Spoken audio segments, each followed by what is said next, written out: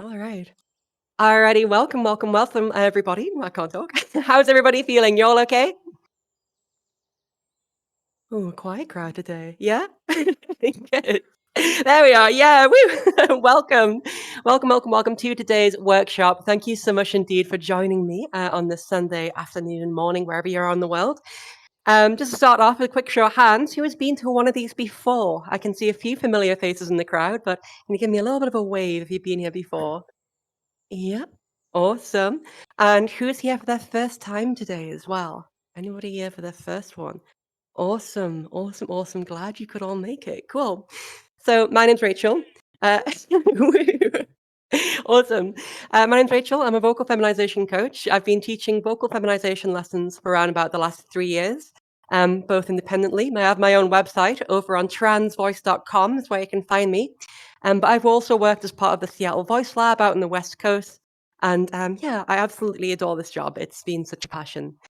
Um, for me, my voice for years and years and years was like a huge source of dysphoria. I really didn't ever think I'd be here. My voice originally was, right the way down here, and this is no exaggeration. It was right on the low end of mask. My voice dropped super early and super low, and I thought, oh my God, I'm never going to be able to get the voice that I want for it to feel comfy and authentic. But I'm here to tell you today that you absolutely can. It's my firm belief that as long as you don't have any big vocal injuries or anything like that anyone can do this. That anyone can get to a point where they have a voice that consistently gets them a she, her on the phone and makes them feel a lot more authentic and comfortable with themselves. So the plan for today is that we're going to go over just a little bit on safety, a few different things to point out to make sure that everyone here is practicing in a safe and effective manner. And then we're going to get into having some different volunteers up on the stage. We're going to have 10 minutes per volunteer. And I'm wanting to have anyone from someone at the start of their vocal journey to someone who's looking for a tune-up anywhere along the road. It's your opportunity to come up on here and get a little bit of feedback and advice to see what your current problems are and how we can work together to overcome them. So before we get started as well, I want to give a huge shout out and thanks to all of our supporters, all of our archmages and mages and everyone else here that supports the Academy, as well as all the staff as well that make all this happen. You guys are absolute rock stars and we couldn't do this without you. So thank you so much. Rightio, let's get right on into safety and some different things that we're looking out for. So when we're working on voice, and apologies for those of you who have been here before, I know it sounds like Groundhog Day, but it's just so important to go over it. Nothing that we do should hurt. All right, nothing that we do should hurt with voice. If you find that when practicing your voice, when using your voice, that you have any sort of pain or discomfort, listen to your body. Stop what you're doing and let me know. Either myself or another vocal coach know to see what's going on. There shouldn't be any sort of pain here. No pain, no gain does not apply to voice whatsoever. You want to take it slow and steady. It's going to be the way to go. Similarly, if you find that you've got any unintended change to the voice, if like, for example, your voice is like really raspy all of a sudden, or if it's like really hoarse, something like that. If you find that you can't get as high or as low as you used to be able to, if you can't get as loud or as quiet, if you suddenly you have like a shakiness in the voice, or if you can't talk without having to really squeeze and try to be able to make sound, all of these things can be signs of a problem. Okay. Now, I haven't had it yet. None of my students have had a vocal injury that I know of at all. Touch wood. No one here is going to be the first today. So please do take your time. We're going to have different volunteers up, and everyone's going to be at a different skill level. For me, I had to spend a lot of time to be able to build that pitch up to where it is today. You might find that some people come on stage and they're able to work up here, and some people maybe we have to start a little bit lower. Whatever is the case, if you're trying to mimic along off mic, do try and know that it'll all be different for you. You're an individual with an individual instrument, so what you see on stage, you might not be able to replicate, but that's all okay. It's one of these things that just takes time. So I was chatting about a few other little things about vocal health as well. Stay hydrated, especially those of us out there that are on spironolactone. We really, we really need to take care of ourselves and our hydration. Our vocal folds, they are very affected by how hydrated we are. It affects how plump the tissues are, how easily they're able to move, and also the mucus production that lubricates them. So a bunch of good reasons to stay hydrated. Ideally, you want to get hydrated about an hour before you practice or before coming into one of these sessions, because it does take time for all of that fluid to reach the vocal folds and affect the voice in a meaningful way. But if you're a little bit late with that and you do want to come on stage, just grab yourself a glass of water and we'll be fine. Some other things that can help as well, a nice warm cup of tea can really help to get the voice all warmed up. It is a bunch of muscles, and warming up can be a great way to be able to get there. So don't forget to take it slower first as you're practicing, warm up, stay hydrated, and then you're good to go. A few other little things, alcohol, caffeine, smoking, vaping, all the fun stuff. We've got to limit that a bit to be able to be successful with voice as well. It's not totally mutually exclusive. When I started working on my voice, I was smoking about half a pack of Marlboro Reds a day, believe it or not. But it's far easier without doing that. Similarly, with caffeine and with alcohol, try and limit your intake. And if you've drank quite a lot the night before, take the day off the next day because it can really affect the voice. As well, if you are feeling ill, I've been traveling around a bunch, so like I'm a little bit croaky myself today, but I'm pushing on through. If you are ill, try and take the day off if you can. If you have like a sore throat, if you have like massive allergies at the minute, all these things are going to make using your voice a lot harder. Okay, so wait until those things have abated and then come back to work on the voice. This is a marathon and not a sprint, remember. It really, really is. So before we go on, I'd love to know, does anybody have any questions with regards to vocal health or anything like that? If you can raise your hand for me if you've got any of those questions, that would be great. Nope, no worries. Cool. Okay. A few other little house rules. Just out of respect for everybody in the audience, it can be quite loud if people are chatting. If you do need to have a chat, please do take it out to the courtyard, just out of respect for everybody here, and then come back whenever you're ready. We've got a beautiful world here to explore, and if you just take a little bit of a time out with any conversation to come back, that would be great. Also, please do feel free to do some of these exercises that I'll be doing on stage with lots of other people, yourself off mic as well. That would be fantastic, just so you get a bit of a feel of what's going on here. Finally, if you are wanting to volunteer, there are a few things that will really help us to hear all of your wonderful voice and for me to be able to get the best idea of how you're sounding. Within your sound settings inside of VR chat, if you can go on over into, where is it? Make sure that your mic activation threshold is all the way down to the left. We want to be using push to talk. And also please make sure that background noise suppression is disabled. The reason is we're going to be doing some whispering exercises. And the noise suppression will just kill that dead. So make sure that you've got that switched off if you do want to come up on stage as well.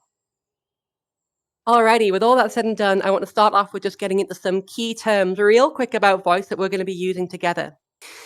So we got three main things that we're going to be changing with our voice. For those of you who have been here before, can somebody shout one out, please, of the crowd? What are the three main things? No one. Yep, resonance is one. Ding, ding, ding. I've got two more. I've got resonance. One beginning with a P. Yep, weight is one. There it is. Woo! Great. So we've got resonance, weight, and pitch, 100%. Absolutely. Thank you so much. So our resonance is all about how bright or how dark the voice is. Now, this is what you'll see online a bunch. It's all to do with the filter. We've got these three different areas of the voice. Our power is our lungs. We're going to need to have adequate breath support throughout all of this. Our sound source is our vocal folds in our throat, but the filter, that is where our resonance happens. That's where the magic happens there. Basically, as we change the size of our filter in these three different spaces, our R1, throat space, R2, mouth space, and R3, the lips. If we make all of those spaces really big, we get a big dark sound. If I then start to shrink those spaces right the way back down, you can hear that it brightens up. It's got such a huge feminizing effect onto the voice. And for those of you that need to work on resonance, we'll be doing a bunch of exercises on stage to help you out with this here. It's a tremendous skill. Outside of that, we also have pitch, which is how high or how low the voice is. We want to generally be aiming for around about a G3 to start with. Hello, 1, 2, 3. But we want to be able to get up to as high as maybe around about a B3 or a C4. The way that I'm getting all of these notes, and what I would recommend you all to do as well, is to download the Voice Tools app. It's available both on Android and iOS. It's completely free, and it's got some great tools there. I would ignore where the graph says the masculine zone and the feminine zone is, because it's not quite right. But down the bottom, there's a little tone selection, and you're able to get all sorts of different tones there without having to have any sort of musical background at all, which is fantastic. So pitch, how high, how low we are, that's a big one. And then finally, we have our vocal weight. Now, I always like to do this with the class, but vocal weight, a really nice way that we can imagine it is, if you imagine a really lovely, cute kitten, big old eyes, super fluffy, I want you all on the count of 3 to give me a really nice, really soft ah. All right, here we go. It's gonna be a 1, 2, 3. Ah. Yeah, super. That's it. Wonderful. Great. So it's a really nice and soft and light sound. And that really, really helps us out for a few reasons. It makes it easier for us to get high pitches. It makes it easier for us to change gears in our voice between our M1 and M2. We'll get more into that later. And it also really, really helps us out, which is sounding generally more femme. A softer vocal weight is a tremendous way to get a more femme voice. Now, on the other side of that, we have a really heavy vocal weight where the vocal folds are really coming together. I want you all to imagine that cat again, but it's just thrown up all over you. There are chunks. It is terrible. And on the count of 3, I'm going to ask everyone to give me a really nice big ah. It's going to be really thick and buzzy. Here we go. 1, 2, 3. Ah, please. Gorgeous. Great. Awesome, awesome, awesome. Perfect. Yeah, absolutely like a Waluigi voice as well. Like, ah, sort of thing. Perfect. Cool. So that's our vocal weight, how hard, how soft the voice is. Vocal feminization, all it's really about is gaining control of these 3 different variables. Gaining control of pitch, so you can go as high and as low as you want without any tension or squeezing. Gaining control of your weight, so you can sound lovely and soft and be able to navigate your range easier. And finally, gaining control of your resonance so that you can get that space to be lovely and small, giving us a really, really feminine, bright voice out at the end of that there. So bringing those 3 different things together, practicing them and getting better and better at them. On stage today, we'll have a bunch of different volunteers, all of them at different stages in their vocal journey. For some of us, the start of it is just learning about this stuff, engaging with these classes, and beginning to understand and listen to voice in terms of these 3 big variables of pitch, resonance, and weight. The better that we can hear other people's voices in these terms, the better that we can understand our own voice. We really need to be good listeners to be good actors with voice as well. That's the first stage, learning about it, being able to control those dials a little bit. The second stage is when we've got good control of those dials and we start to put together a voice. We start to see, okay, well, let's try and hang out in the zone that is bright, that is high, that is a soft, lovely vocal weight, and sustain it. Then the third and final stage is all about habituation and learning to make this voice, to live in it, to be able to talk to your friends in it, to your loved ones in it, to be really angry in the voice as well. For your voice to be able to be comfortable and adaptable to all the different situations that you're going to find yourself in life. And this is a tricky stage. I find that a lot of my students are at this sort of stage at the minute, is where we're starting to really try and get into the voice and keep it going for longer. It's tricky. For myself, some of you I know might have attended some of our Trans Pride events as well. And just as a quick show of hands, who made it to some of those or maybe watched some of the panels online? Well, there's a couple of years. Awesome. A lot of staff, you don't count. You're required to be there. Awesome. So it was really, really, really good. A big thing that I talked about there was my own journey with voice. And for me, I practiced extensively in VR chat. I practiced a bunch with people online on Discord and stuff. But then when it came to actually like using my voice out there in the real world, it was terrifying. It was absolutely terrifying. It took me, even though I was getting consistently a she, her in VR chat and on the phone, it took me like about 2 or 3 weeks to be able to actually just get the nerve and to be able to battle internalized transphobia and start to use this voice more and more before it became automatic. So that's our third and final stage. So you'll see lots of people in different stages.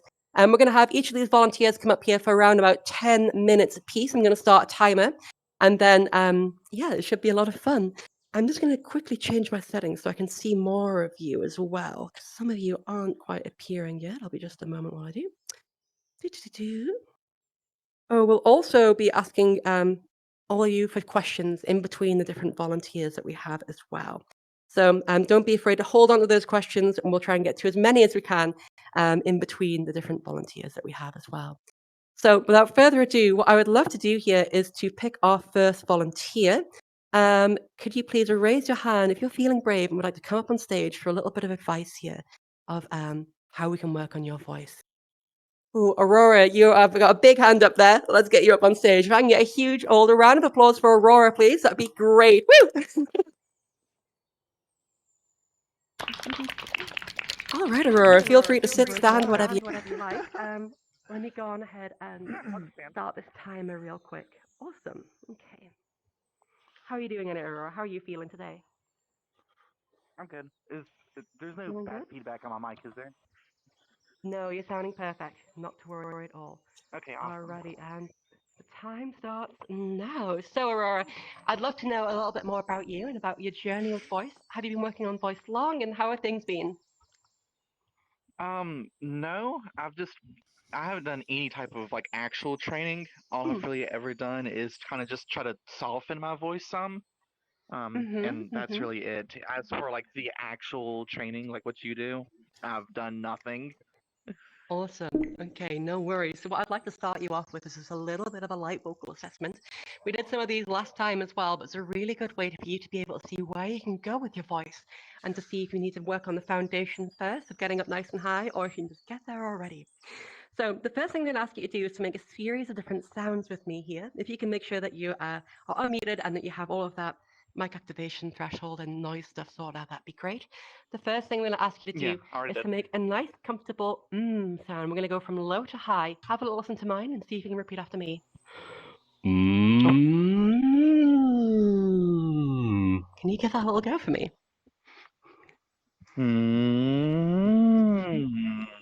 Beautiful. Okay, we're going to switch over into an R sound, and I want to see if we can get it even a little higher. Have a listen to mine and see if you can match me. Ah, can you try that one for me?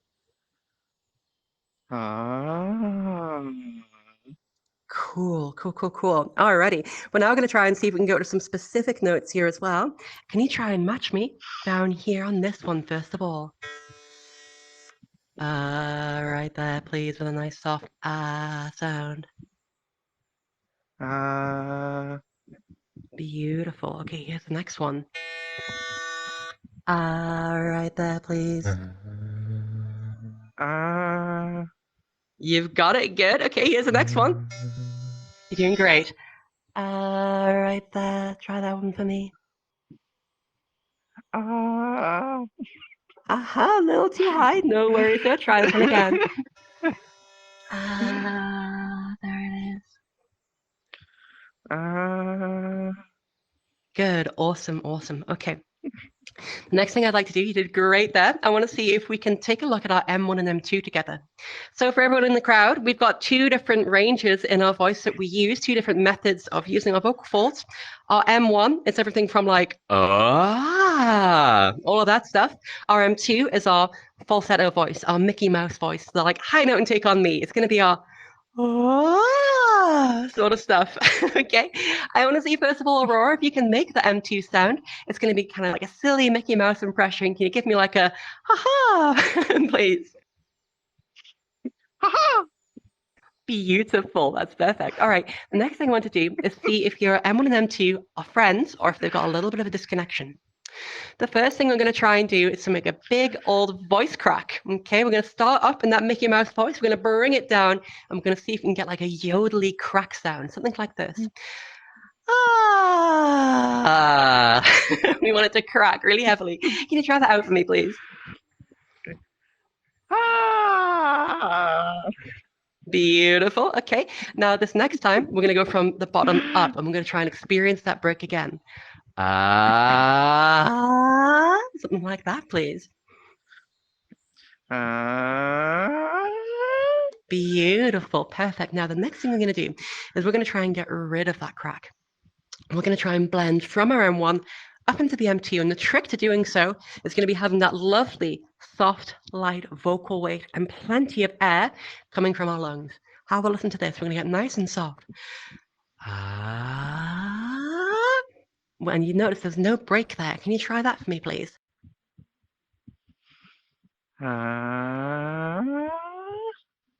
Almost. And again, take it a little slower. So close.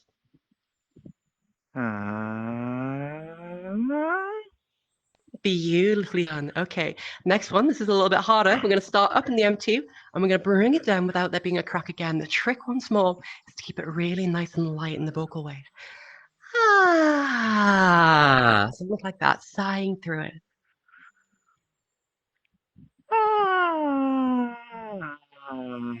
A little bit of a crack there, huh? Cool, no worries. Last little challenge here. We want to see if we can go up and between them a little bit faster. Have a listen to this. Try that for me.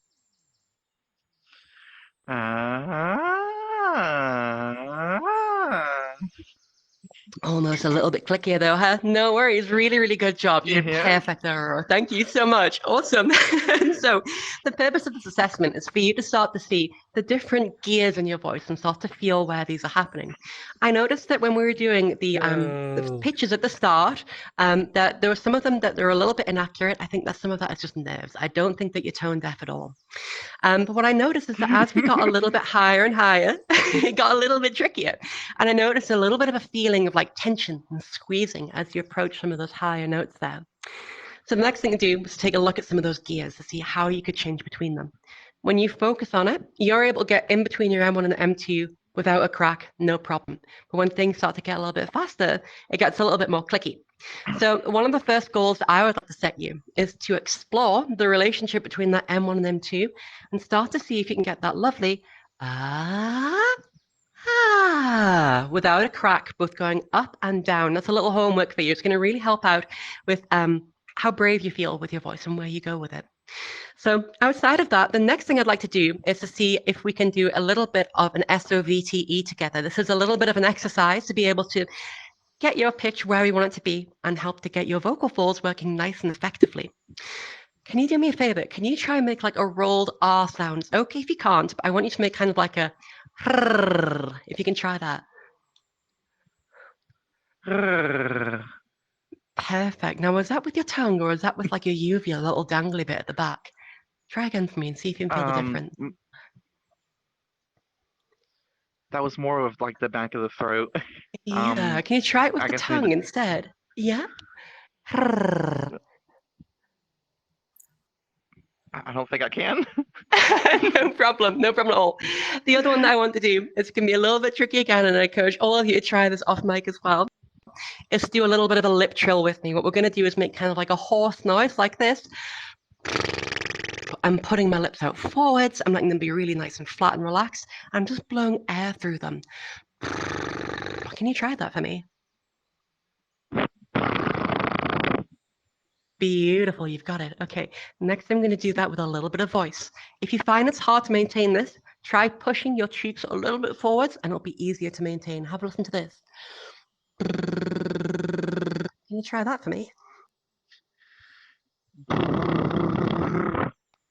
Beautiful. Now I need to decrease that vocal weight a little bit, get a little bit softer, and then we're going to try and move the pitch around. Have a listen. Nice and soft. Can you give that a go for me?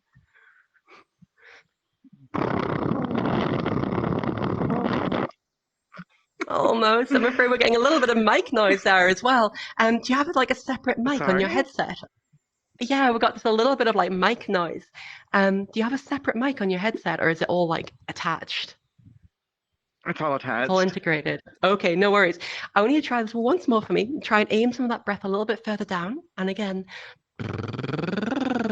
nice and soft, please, Aurora.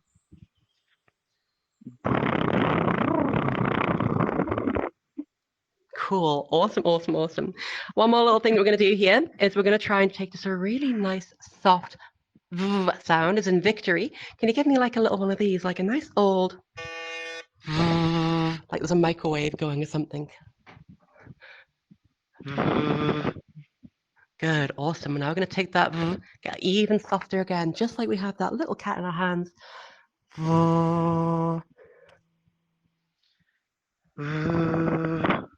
That's it, beautiful. Now we're going to wiggle that around a little. Can you try that one for me?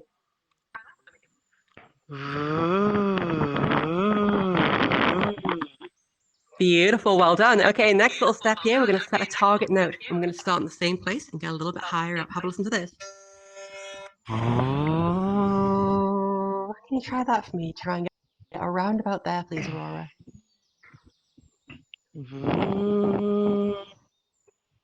Beautiful. Okay, we're going to go back to that note. We're going to go back to the and then we're going to count 1, 2, 3, 4 and keeping it nice and soft. 1, 2, 3, 4. Can you give that a go, please?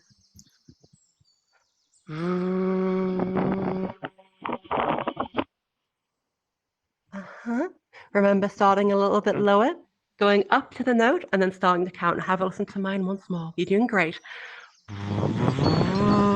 1, 2, 3, 4. And that's our time, but I'm just going to let you finish that exercise. Try that for me once more, please. Okay, so repeat that one more time. Yeah. Sorry. Of course, no problem. You're doing great. Step 1, the nice soft. We're going to take it up to a higher place.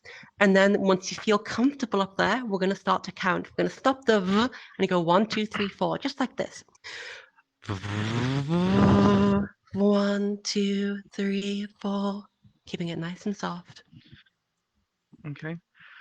1, 2, 3, 4.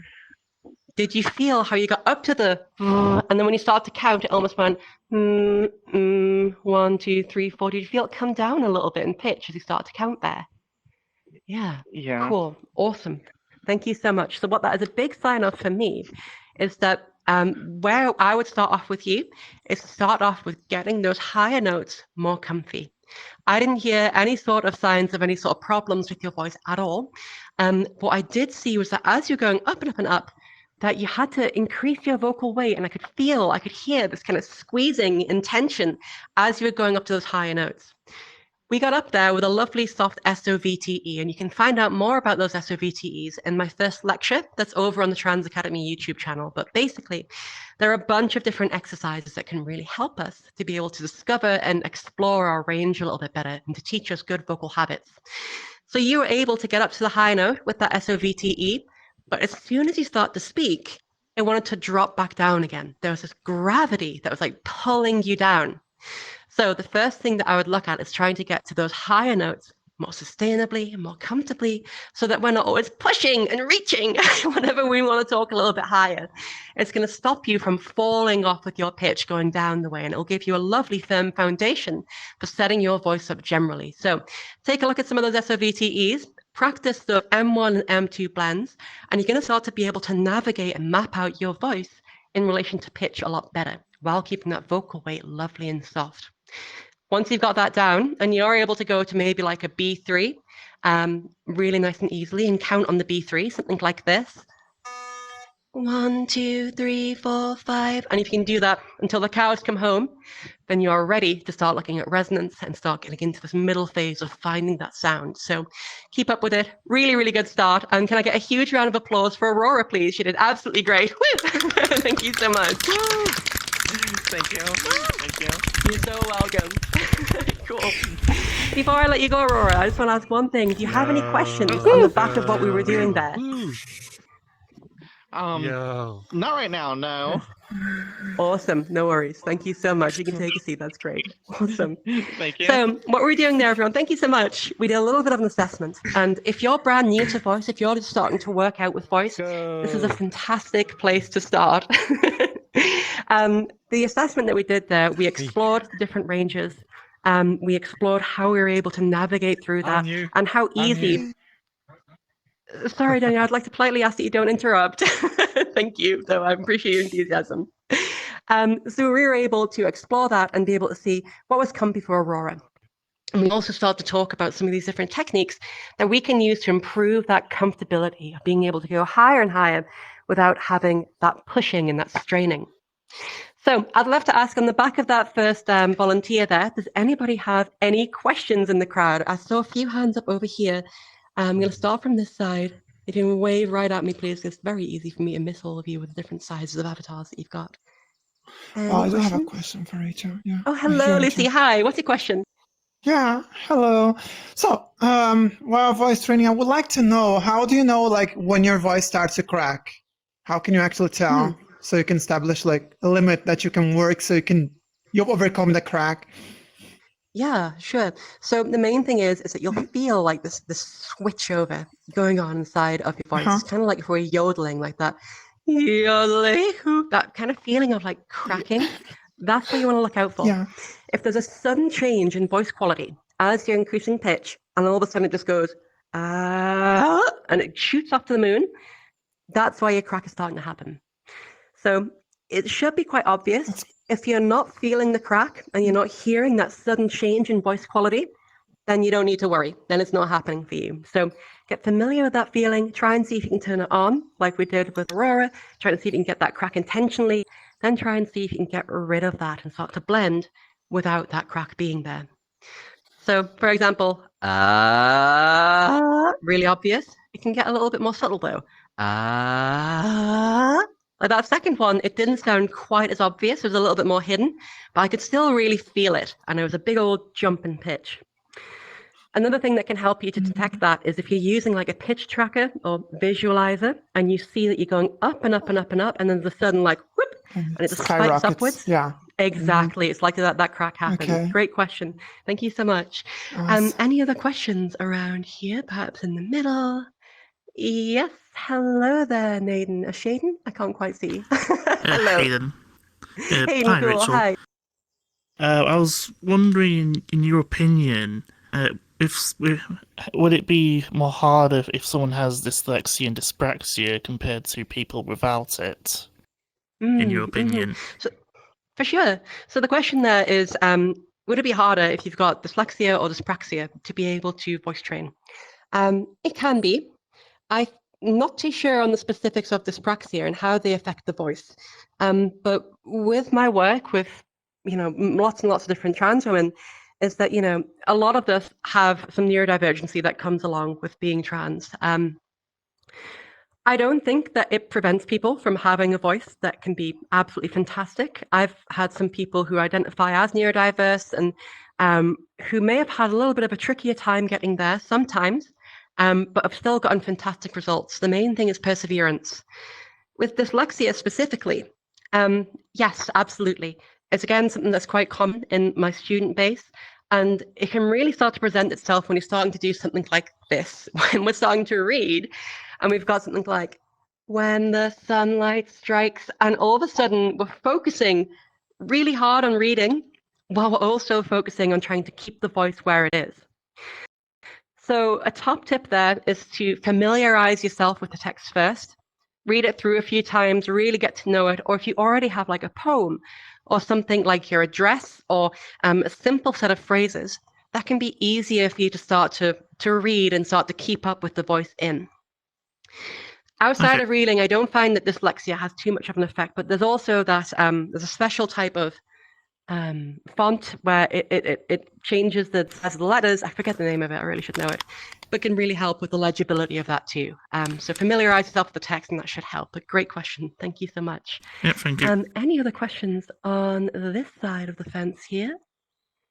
Nope. Cool beans. Alrighty. So I'm going to take a little sip of water, then we'll take our next volunteer. And for this next one, I'd love it for somebody to be who's perhaps not quite brand new, but has been practicing their voice for a little while. That'd be great. So we have a range of volunteers.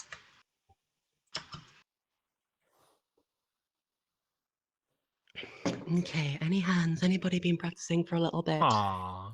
Yep. I saw someone around about here. Can you wave again for me? Yeah, Panso, hello. If you can bring yourself up on stage, that'd be great. And if I can get a big old round of applause for Panso being brave and coming up. Welcome, welcome, welcome, Panso.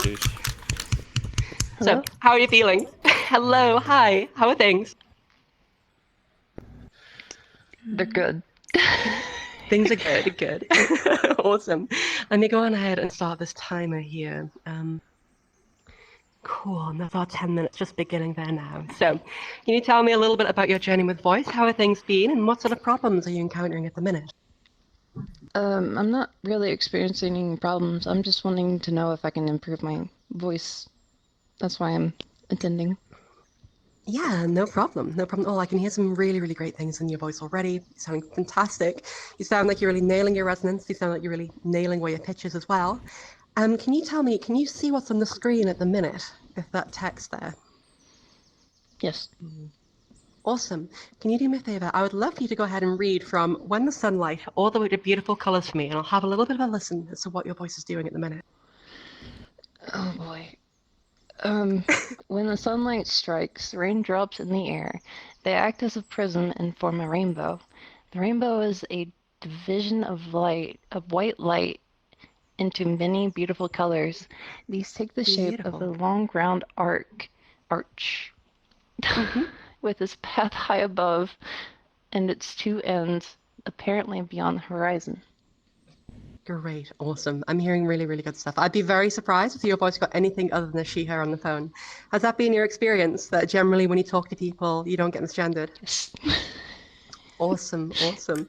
I hear really good qualities in your laughter as well. I think that's really, really awesome because, like, for a lot of us, those involuntary noises of like coughing, sneezing, laughing, they can be tricky.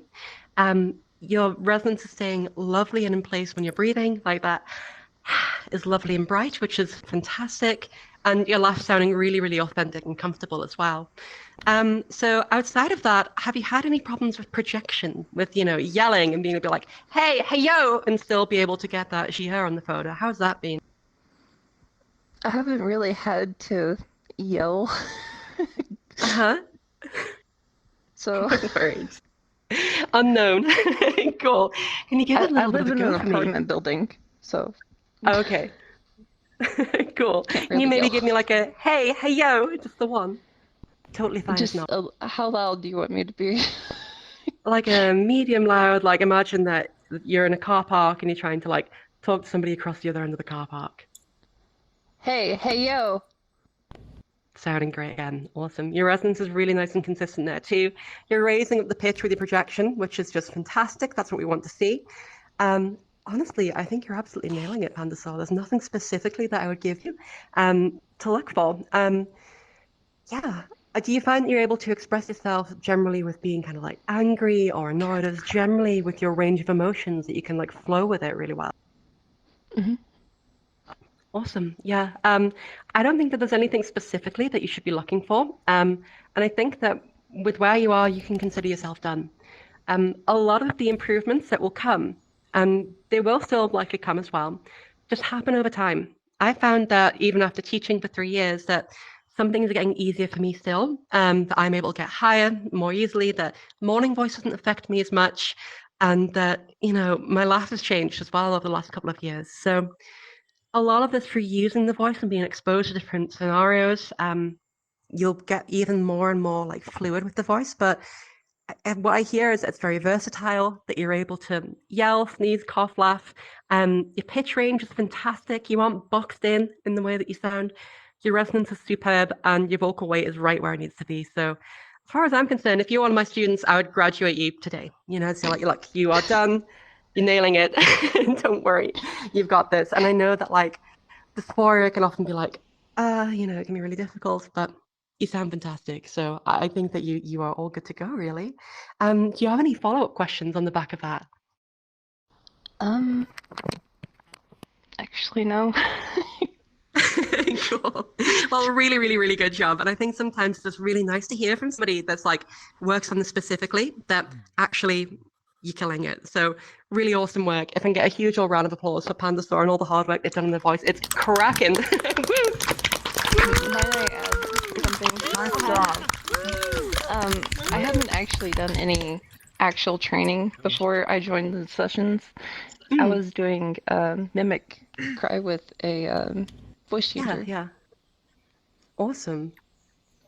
Yeah, 100% mimicry can be so powerful. I think just like having a voice goal and then trying to get to and see all the nuance in the changes of voice can just be fantastic. And like for some of us who have done like silly voices a lot, or have done like a lot of singing or mimicry, it all counts as secret fem voice training, and I think it's really, really paid off for you, Pandasaur, because I'm not hearing any bad signs. It sounds like your voice is really nice and comfy as well. I'm not hearing any tension. So awesome work. You've nailed it. Really, really, really good job. Glad to see it. Thank you so much. One more round of applause for Pandasaur, please. Woo! Great. Nice job. Way to go.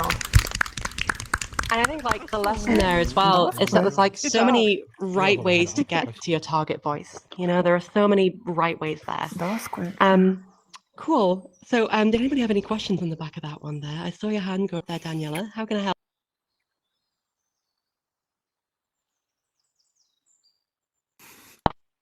Oh, I can't hear you currently. Hi. Yeah, I'm new around here. There we go. So yeah, Hiya. my question is this: I am very when it comes to certain ages or certain age groups, yeah.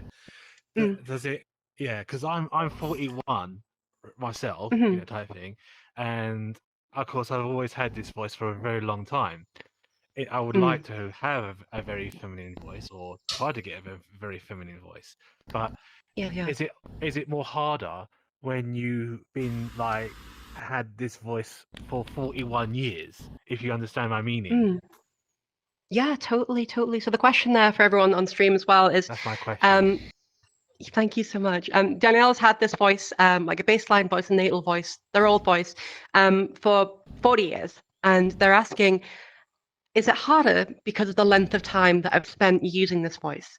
And I would say yes and no. It depends.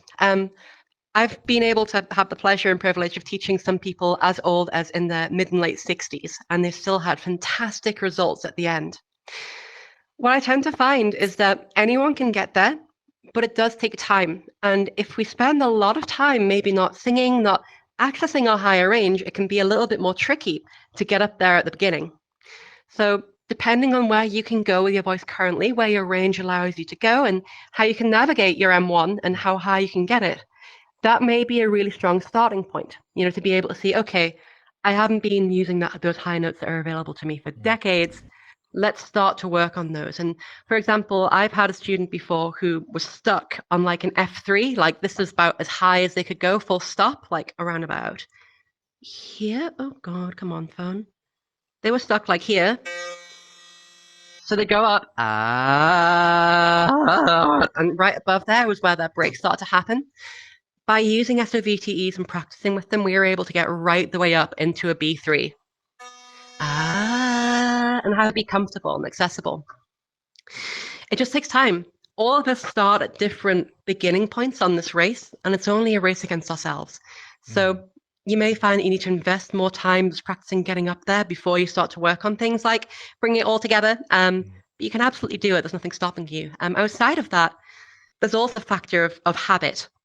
And although we are creatures of habit, although, you know, the more we spend time on a habit, the more it can be ingrained.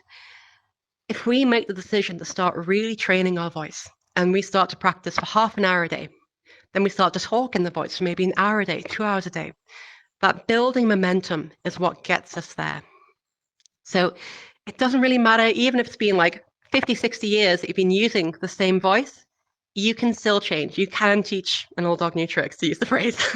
So absolutely. And I would add as well that a lot of my students who are also younger, who might be in their late teens or like mid-20s, a lot of them have the same challenges too. And the same exact techniques apply. So you should be fine. Just keep at it and you'll get there, is what I'd say. But thank you so much. Great question. Any other questions from the crowd there on the back of that one, or just generally as well? Thank you. Over No here. problem. Nope. Thank you so much. And Alistair or Shay, can I ask, are there any questions on the stream as well? Any stream questions so far? I have one. I heard someone say they got a question over here as well. Yes. Hello, Princess Suki. Hello. Hi. I have a friend who, if you know the corpse husband voice, Oh, sure. Yeah. who has that and wants it a little less that. You think they can actually get their voice deeper, or not deeper, softer? Yeah, so they want to raise their voice like away from that super gravelly position. Yeah. Okay. So the question there was, Princess Vicky has a friend that has a voice that is really kind of like the corpse husband voice, you know, that really low. Oh, you know, I can't do it, but super low, super gravelly. And they're asking for this friend, would they be able to have less of that? Would they be able to change the aesthetic of their voice? And my initial answer is absolutely. Although I will say, with corpse husband specifically, I have heard that their voices, as a result of GERD, gastroesophageal reflux disease, this is where a lot of stomach acid boils up over up the esophagus and onto the larynx and onto the vocal folds. That can cause vocal fold scarring and quite a few different things. And I've heard, I might be wrong, that this is where the distinctive low and gravelly voice quality came from. If it is the case that it's from the result of some sort of medical condition, that does change the playing field a little bit, and I would advise them to have an appointment with an ear, nose, and throat doctor or a laryngologist to see if there is any damage onto the vocal folds there. If there isn't, then there's no reason why they shouldn't be able to change the aesthetic of their voice.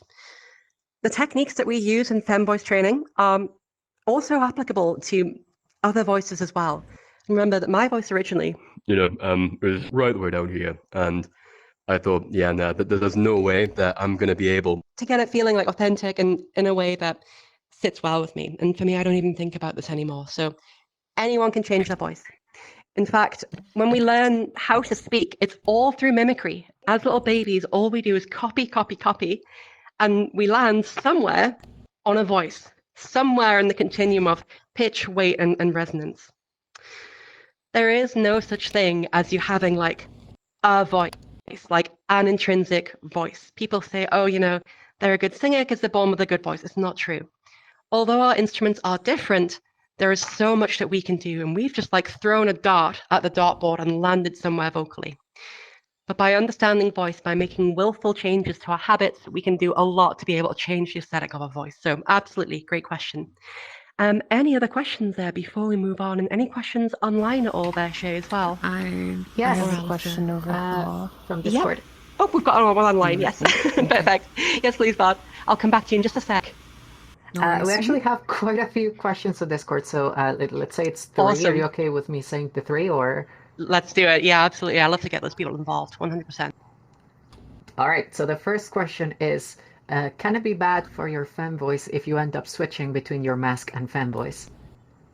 So the question there for the stream, and for everyone who didn't hear, can it be bad for your fem voice if you switch between your mask and fem voice regularly? No, I don't think so, not at all. In fact, I believe there isn't much in the way of studies and academia on this stuff here, but it's my belief that by switching to your old voice every now and again, it really, really helps you. Because if we're learning this new skill and we're learning this new voice, and despite our best intentions, we get tight, we are using muscles that we shouldn't be, like if we're getting tight in our neck, in our jaw, in our shoulders. I've seen people have tension crazy places in their body. And it's just where we start to do one thing with our body and then do one thing with our body, and then the other thing happens as well. So kind of like if you're learning to wink and you can't wink and you find that your other eye is moving. That's where tension comes from. We start to go for a goal and then something else gets tight as a result. By going back to our baseline voice, I think it's a really good way to start to unlearn that tension and start to experience a voice that is also comfortable, that's somewhere else. Also, if you don't use your old voice, you will lose it a little bit. It is a case of use it or lose it. So for me, I often go right down, and maybe spend like a little bit of time down here, because it really helps me to keep that part of myself alive and to be able to access that later. And it's great for singing, great for warming up. Highly recommend it. So if you have to switch all the time, shouldn't be a problem. I do all the time as well. But if you're trying to build a habit and you're trying to make this like the more automatic voice, I would say try and make sure that you're using your fem voice for maybe 80% of your conversations. That way you're going to be able to build that automatic habit so that you can just wake up in the morning and just start talking the way that you want to. So great question. And what was the second one there, please, Bard? Second one was, is there any advice for people who are nonverbal / don't talk much / can talk a lot? Okay. So when it comes to people who are nonverbal or can't talk much, it is tricky. One of the main factors that can be a barrier to success in voice training is your environment and who you can talk with. For example, I've had some students who are in the closet, who are living in a place that it wouldn't be safe for them to come out, or they're just really embarrassed and they've got family around and they don't want to be. There's a lot of vulnerability in voice training, absolutely. And so if we're practicing and we're like, at 3 o'clock in the morning and it's all really quiet and like we're trying to hello, do some of these things, it's possible, but we're probably going to start to learn a lot of bad habits of being too breathy or too quiet or too soft. And then when it comes to being out there in the world and being like, hey, yo, needing to project, you may not be able to do that.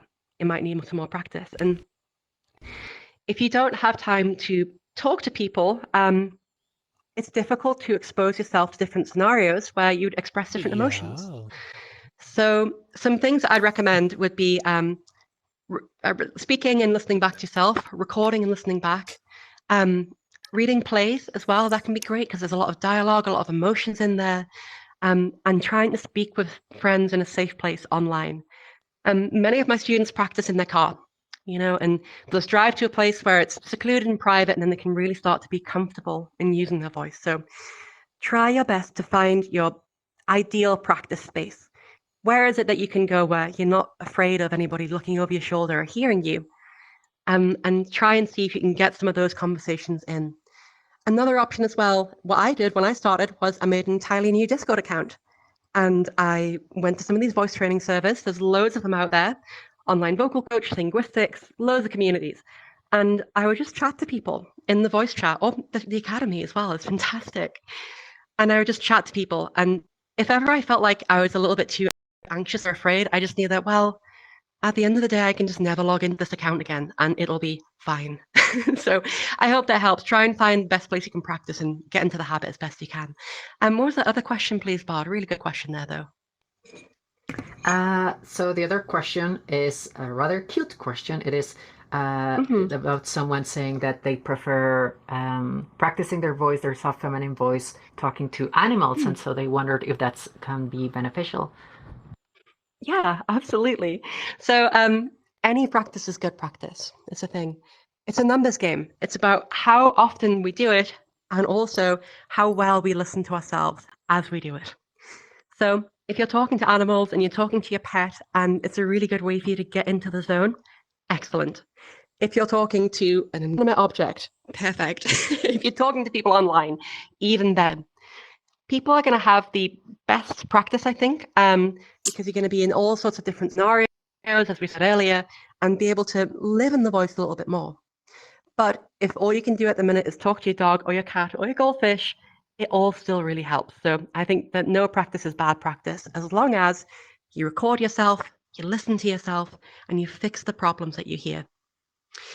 It's another story when we just do the same thing over and over again and then expect the voice to change. That's not how it works. We need to listen back and be able to analyze, where is my pitch? Where is my resonance? Where is my weight? And how can I get to where I want to be a little bit better? Awesome, Naval. Thank you so much for all those questions. Do I have any other questions in the crowd here as well? Just to check. Hello there, lady C002. Oh, Nazumi, I think you were first, actually. Hello. Yes, hello. Okay. I have a question. Kind of more so getting your opinion on something. Now, I've been doing singing for about like 14 years. I'm mainly self-taught. Awesome.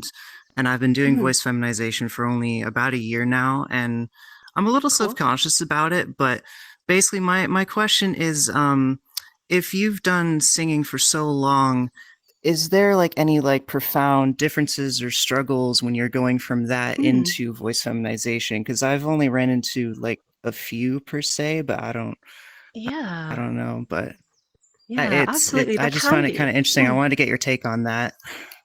Yeah, 100%. So coming out of singing and having a long background in singing and going into voice feminization, often the great thing is that you're really aware of the relationship between your power and your source, of your breath and your vocal folds, and how to keep everything balanced and really breathe as you sing or talk. That's a really good thing. Another Like the great thing that you can chest have from voice. singing. Yeah. Yeah, Okay. absolutely. Yeah. You can also have a really great range, but there are some certain styles of singing that can be counterproductive.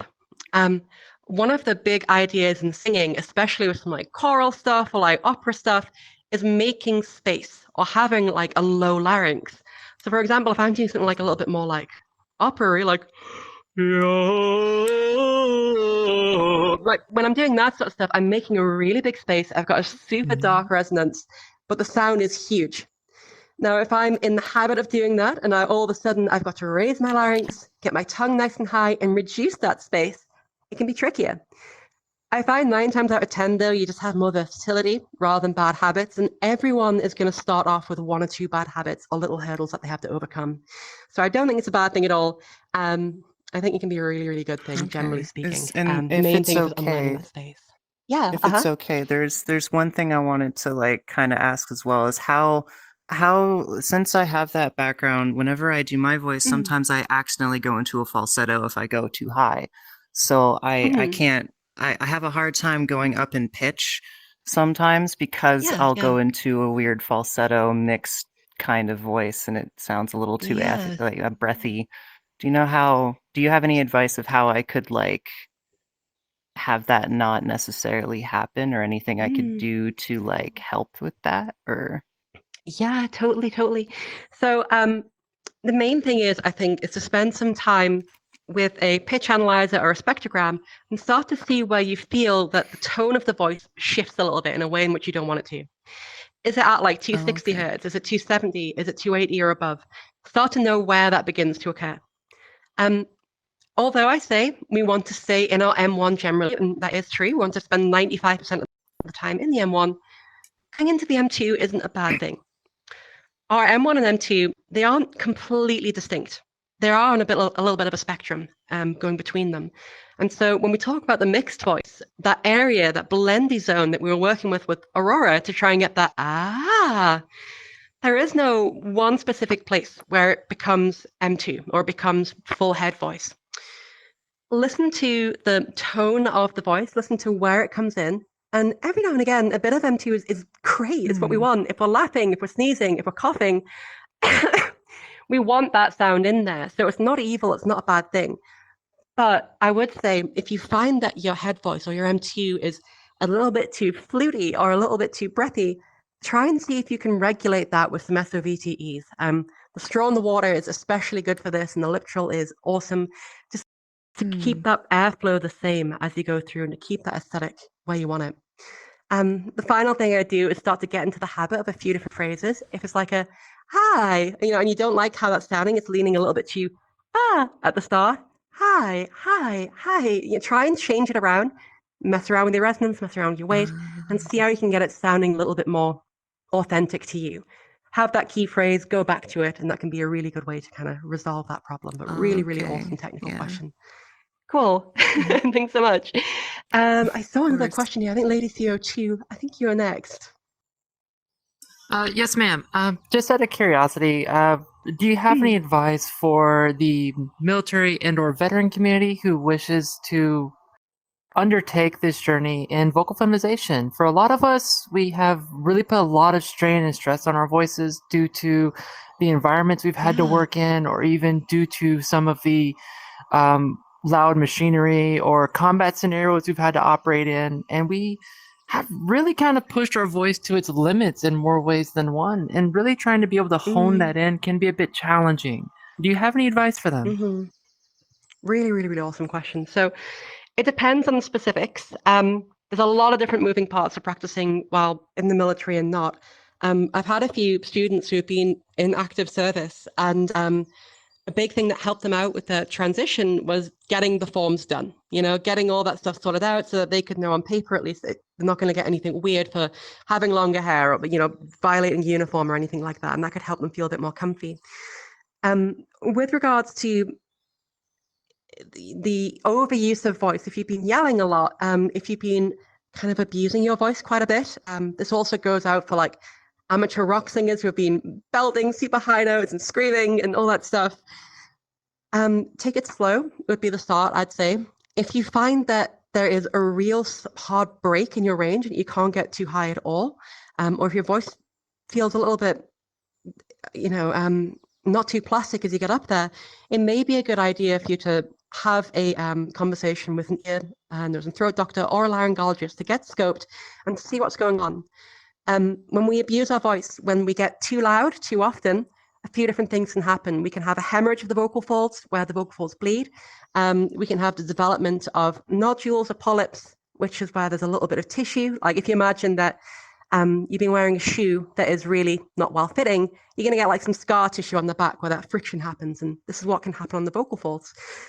I don't want to scare anyone that might be in that situation, but it is good to get checked out. And all of these things are really, really treatable as well.